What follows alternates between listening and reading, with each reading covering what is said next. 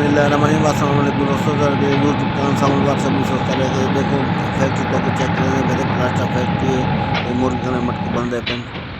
ये देखो कारीगरी तो वो चेक करें मशीन चेक करें मशीन